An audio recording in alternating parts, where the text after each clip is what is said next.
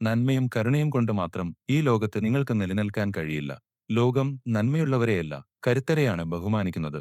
ചാണക്യന്റെ ഈ ക്രൂരമായ സത്യങ്ങൾ നിങ്ങളുടെ ഹൃദയത്തിൽ തറയ്ക്കും. 1.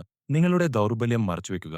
ഒരു പാമ്പിന് വിഷമില്ലെങ്കിലും വിഷമുണ്ടെന്ന് അത് ലോകത്തെ തോന്നിപ്പിക്കണം. ഇല്ലെങ്കിൽ കൊച്ചുകുട്ടികൾ പോലും അതിനെ കല്ലെറിയും. നിങ്ങൾ ദുർബലനാണെങ്കിലും അത് ലോകത്തിന് മുന്നിൽ കാണിക്കരുത്. ലോകം നിങ്ങളുടെ കണ്ണുനീർ തുടയ്ക്കില്ല, പകരം ആ മുറിവിൽ ഉപ്പിടും. 2. രഹസ്യങ്ങൾ നിങ്ങളെ കൊല്ലാം. ഒരു ശത്രുവിനെ വിശ്വസിക്കരുത്, എന്നാൽ ഒരു സുഹൃത്തിനെ അതിനേക്കാൾ കൂടുതൽ സൂക്ഷിക്കണം. കാരണം ഒരു സുഹൃത്ത് ശത്രുവായാൽ നിങ്ങളുടെ ഏറ്റവും വലിയ രഹസ്യങ്ങൾ അയാൾക്ക് ആയുധമാക്കാം.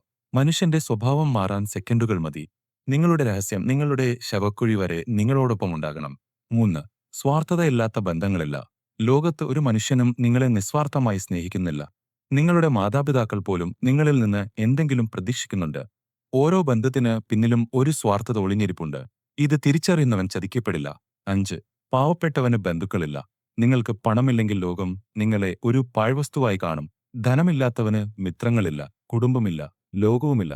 പണം സമ്പാദിക്കുന്നത് ഒരു സ്വാർത്ഥതയല്ല, അതൊരു സുരക്ഷാ കവചമാണ്. 6. മൃഗത്തെപ്പോലെ പെരുമാറുക. സിംഹത്തിന്റെ കരുത്തും കൊക്കിന്റെ ഏകാഗ്രതയും കഴുതയുടെ ക്ഷമയും സാഹചര്യം അനുസരിച്ച് പുറത്തെടുക്കുക.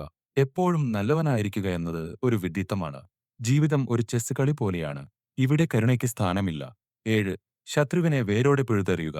പാതി വെന്ത കനലും പകുതി ചത്ത ശത്രുവും കടവും ഒരുപോലെ അപകടകാരികളാണ്. അവർക്ക് തിരികെ വരാൻ ഒരു അവസരവും നൽകരുത്. നിങ്ങൾ ഒരാളെ നേരിടുകയാണെങ്കിൽ അത് അയാളെ പൂർണ്ണമായും ഇല്ലാതാക്കാൻ വേണ്ടിയായിരിക്കണം. 8. ശത്രുവിന്റെ ബലഹീനതയിൽ അടിക്കുക. ധർമ്മം നോക്കി യുദ്ധം ചെയ്യുന്നത് വിഡ്ഢികൾ മാത്രമാണ്. വിജയം മാത്രമായിരിക്കണം നിങ്ങളുടെ ലക്ഷ്യം. ശത്രുവിന്റെ ഏറ്റവും ദുർബലമായ ഇടം എവിടെയാണെന്ന് നോക്കി അവിടെ ആഞ്ഞടിക്കുക. 9. പുകഴ്ത്തുന്നവരെ സൂക്ഷിക്കുക. നിങ്ങളെ അമിതമായി പുകഴ്ത്തുന്നവർ നിങ്ങളുടെ വിനാശത്തിന് കോപ്പ് കൂട്ടുന്നവരാണ്. അവരെ നിങ്ങളുടെ ഏറ്റവും വലിയ ശത്രുക്കളായി കാണുക. 10. ചാണക്യന്റെ നിയമം ലളിതമാണ്.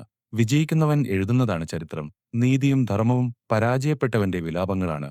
നിങ്ങൾ ഒന്നുകിൽ വേട്ടക്കാരനാകുക, അല്ലെങ്കിൽ ഇരയാകാൻ തയ്യാറെടുക്കുക. നിങ്ങൾ ഇന്നു മുതൽ ഏതു പക്ഷത്താണ്? ഇരയോ വേട്ടക്കാരനോ? ഈ വീഡിയോ നിങ്ങളുടെ ചിന്താഗതിയിൽ എന്തെങ്കിലും മാറ്റമുണ്ടാക്കിയെങ്കിൽ കമന്റ് ചെയ്യൂ. ഇതുപോലുള്ള അറിവുകൾക്കായി ഫോളോ ചെയ്യൂ.